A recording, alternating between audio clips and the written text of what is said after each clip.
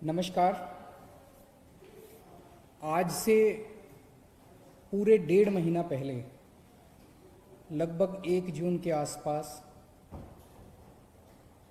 हम लोगों ने अनुमान लगाया था जब लॉकडाउन ख़त्म हुआ, दिल्ली में तेज़ी से कोरोना के केसेस बढ़ रहे थे, तो केंद्र सरकार ने एक फॉर्मूला बनाया हुआ है ये अनुमान लगाने के लिए कि आज जिस गति से केसेस बढ़ रहे हैं या कम हो रहे हैं उसके हिसाब से अगले महीने कितने केस हो जाएंगे, फिर अगले महीने कितने केस हो जाएंगे, ताकि उसकी तैयारी की जा सके।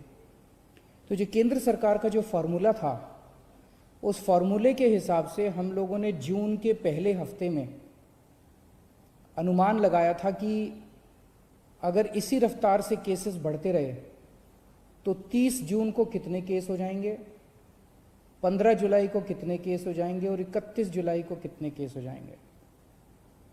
और वो अनुमान हमने आप सब लोगों के सामने रखा था। उस अनुमान के मुताबिक 15 जुलाई तक ये अनुमान था कि आज तक 2.25 लाख केस होने का अनुमान था। उस फॉर्मूले के हिसाब से जून में जिस तेजी से केस बढ़ रहे थे पहले हफ्ते में, उसके हिसाब से केंद्र सरकार के फॉर्मूले के हिसाब से आज तक 2.25 लाख केस हो जाने चाहिए थे दिल्ली में टोटल। उसमें से 1,34,000 एक्टिव केसेस होने चाहिए थे और इन एक्टिव केसेस के लिए लगभग 34,000 बेड्स की जरूरत थी। लेकिन पिछले 1.5 महीने में जिस तरह से हम सब लोगों ने मिलकर, दिल्ली के 2 करोड़ लोगों ने मिलके, दिल्ली सरकार ने मिलके, केंद्र सरकार ने मिलके, सब लोगों ने मिलके जो प्रयास किए, आज अनुमान था कि 2.25 लाख केसेस होंगे, लेकिन हकीकत में आज उसके आधे केसेस हैं। 1,15,000 केसेस आज हुए हैं। अनुमान था कि 1,34,000 केस एक्टिव होंगे, लेकिन आज केवल 18,600 केस एक्टिव हैं। अनुमान था 1,34,000 केस एक्टिव होंगे, केवल 18,600 केस एक्टिव हैं। और अनुमान था कि 34,000 अस्पतालों में बेड्स की जरूरत पड़ेगी। अस्पतालों में, कोविड सेंटर वगैरह में, अस्पतालों में 34,000 बेड्स की जरूरत पड़ेगी। आज केवल 4,000 बेड्स की दिल्ली के अंदर ज़रूरत पड़ रही है।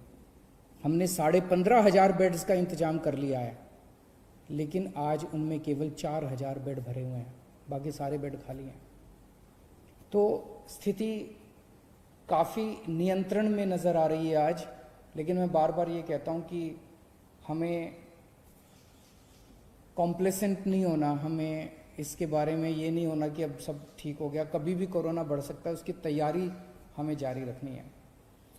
आज हमारी जो स्थिति है इसके लिए, और जो आज स्थिति को हमने पिछले 1.5 महीने रात दिन मेहनत करके हम लोगों ने ठीक किया है, इसके लिए मैं सब लोगों का शुक्रिया अदा करना चाहता हूँ। खासकर दिल्ली के अपने 2 करोड़ लोगों का, उन सब लोगों का जिन लोगों ने दिल्ली में कोरोना की स्थिति पे काबू पाने में मदद की, उन सब लोगों का मैं तहे दिल से शुक्रिया अदा करना चाहता हूँ। क्योंकि मैं ये मानता हूँ, ये मेरी वजह से नहीं हुआ, ये केजरीवाल की वजह से नहीं हुआ, ये हमारे मंत्रियों की वजह से नहीं हुआ। ये जो हो पाया, ये हमारे लोगों की वजह से, हमारे डॉक्टर्स की वजह से, हमारे नर्सेस की वजह से, हमारे कोरोना वॉरियर्स की वजह से, जो रात दिन अपनी जान की परवाह किए बिना आगे आके काम कर रहे हैं। इस दौरान हमने पिछले 1.5 महीने में 3 सिद्धांतों के ऊपर काम किया है। पहला सिद्धांत, हमने ये महसूस किया और ये निष्कर्ष हमारा निकला कि कोरोना इतनी बड़ी महामारी है, इतनी बड़ी महामारी है कि इसको अकेले नहीं जीता जा सकता। अगर दिल्ली सरकार ये सोचती कि इसको हम अकेले जीत लेंगे तो हम फेल हो जाते हैं। इसलिए हमने सबका साथ मांगा। हम केंद्र सरकार के पास भी गए, हम होटल वालों के पास भी गए, हम प्राइवेट हॉस्पिटल वालों के पास भी गए, हम बैंक्वेट हॉल वालों के पास भी गए, हम एनजीओज के पास भी गए, हम धार्मिक संगठन वालों के पास भी गए, हम सबके पास गए। तो पहला हमारा सिद्धांत था कि इस लड़ाई को अकेले नहीं जीता जा सकता, और इसमें हमने सभी पार्टियों का साथ लिया। आज मैं सभी पार्टियों का, बीजेपी का, कांग्रेस का, सबका शुक्रिया अदा करना चाहता हूं। दूसरा सिद्धांत हमने अपनाया कि जब चीजें गलत चल रही थी तो हर व्यक्ति कमियां निकाल रहा था। हमने उस पर नाराजगी जाहिर नहीं की, हमने उस पर गुस्सा नहीं किया। जो भी कमी निकाल रहा था, चाहे वो मीडिया वाले हों, चाहे कोई भी उस पर रिकॉर्ड करके सोशल मीडिया पे डालता, कोई भी कहीं से कोई भी हमें गलती बताता था, उसको नोट कर लेते थे और उस गलती को सुधारने की कोशिश करते थे। यही कारण है जिस एलएनजेपी अस्पताल के बारे में पहले जून के पहले हफ्ते के अंदर इतना उसके अंदर नुक्स निकाले जा रहे थे, हमने एक नुक्स नोट किया। जिन जिन पत्रकारों ने स्टोरीज की, मैंने खुद कई पत्रकारों को फोन करके, एडिटर्स को फोन करके पूछा कि आप हमें बताइए कि कहां कमियां और कैसे ठीक करें, और उन कमियों को नोट करके उन कमियों को हमने दूर करने की कोशिश की। मुझे बेहद खुशी है कि जिस एलएनजेपी अस्पताल के बारे में इतनी बुराई की जा रही थी, आज उसकी इतनी तारीफ की जा रही है।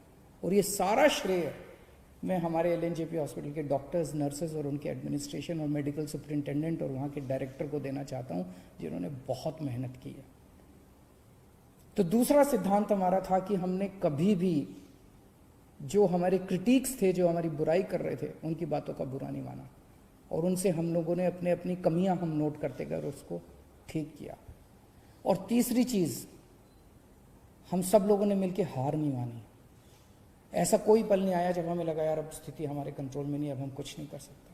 क्योंकि अगर हम हार मान लेते तो पता नहीं कितनी मौतें हो जाती। हम लगे रहे। हमें यकीन था कि मेहनत अंत पंत में काम आएगी। सब लोग कह रहे हैं कि दिल्ली मॉडल, प्रधानमंत्री जी ने दिल्ली मॉडल की तारीफ की कि दिल्ली मॉडल लागू होना चाहिए बाकी इलाकों में। ये दिल्ली मॉडल आखिर है क्या? इसमें सबसे पहली चीज थी, जैसा मैंने बताया, इस दिल्ली मॉडल की बुनियाद है कलेक्टिविटी, टीम वर्क, सबको साथ लेके चलना। तो हम लोग बैठे और हमने पूरी प्लानिंग की कि कहाँ कहाँ क्या क्या करने की ज़रूरत है, कहाँ कहाँ किस किस चीज़ की ज़रूरत है। और उस प्लानिंग में जहाँ जहाँ हमें लगा कि ये कमी है और ये हमारे पास नहीं है, ये किसके पास है, हम उसके पास गए और उससे मिन्नतें करी और हम मदद लेके आए। जैसे टेस्टिंग कम हो रही थी, हम टेस्टिंग बढ़ाना चाहते थे, लेकिन हमारी कैपेसिटी थी, दिल्ली के अंदर मैक्सिमम 10,000 टेस्ट हो सकते थे। हमने केंद्र सरकार से मदद मांगी, केंद्र सरकार ने हमारी मदद की। केंद्र सरकार ने हमें एंटीजन, सबसे पहले एंटीजन टेस्ट दिल्ली के अंदर शुरू किए गए। केंद्र सरकार ने शुरुआती टेस्टिंग किट्स हम लोगों को दी और हमने एकदम से 20,000 22,000 टेस्ट करने चालू कर दिए दिल्ली के अंदर। तो कलेक्टिविटी, टीम वर्क हमारा इस दिल्ली मॉडल का सबसे पहला सिद्धांत था। दूसरा जो सबसे इंपॉर्टेंट चीज थी, होम आइसोलेशन। लोगों के मन में डर था, आज भी पूरे देश के अंदर, पूरी दुनिया के अंदर लोगों के मन में डर है कि कोरोना हो गया।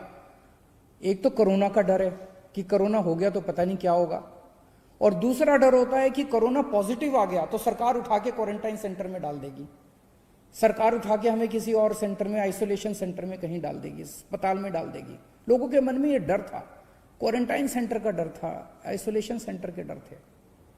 जब हमने होम आइसोलेशन शुरू किया और होम आइसोलेशन का एक्सपीरियंस हम लोगों ने बहुत कंफर्टेबल कर दिया।